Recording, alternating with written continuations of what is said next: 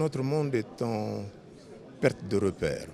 Notre monde aujourd'hui est un monde où les valeurs sont inversées.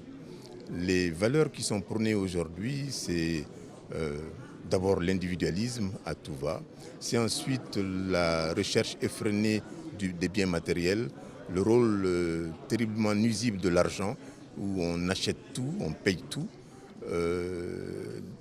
où l'homme finalement est réifié. Et donc il est important dans ce monde que l'on remette du sens. Il est important que la perspective humaine soit essentiellement la priorité des agirs au quotidien.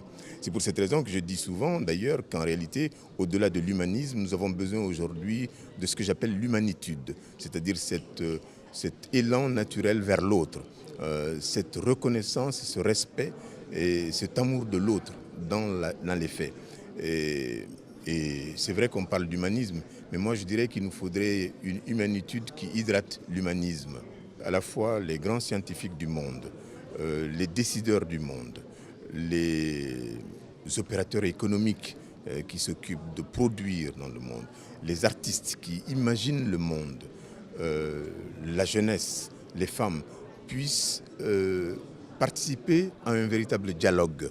Un dialogue sur les grands défis et les grands enjeux du monde, qui sont de tous ordres, qui sont de l'ordre de l'environnement, qui sont de l'ordre des relations interculturelles, qui sont de l'ordre de notre mémoire et de notre histoire par rapport à ce que nous en faisons aujourd'hui.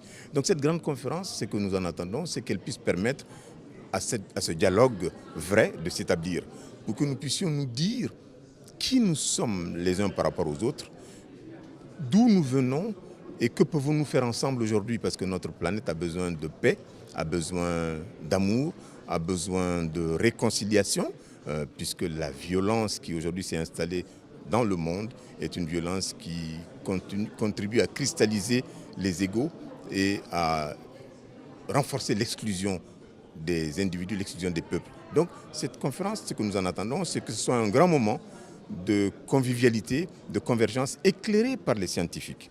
Les scientifiques, pas seulement les humanités, mais aussi les sciences physiques et mathématiques, les sciences dures, les sciences sociales, pour que, ensemble, nous puissions nous dire stop, nous allons à notre perte si nous ne prenons pas le temps maintenant de nous reconsidérer dans nos relations et d'articuler nos efforts pour changer le monde, parce que le monde va mal.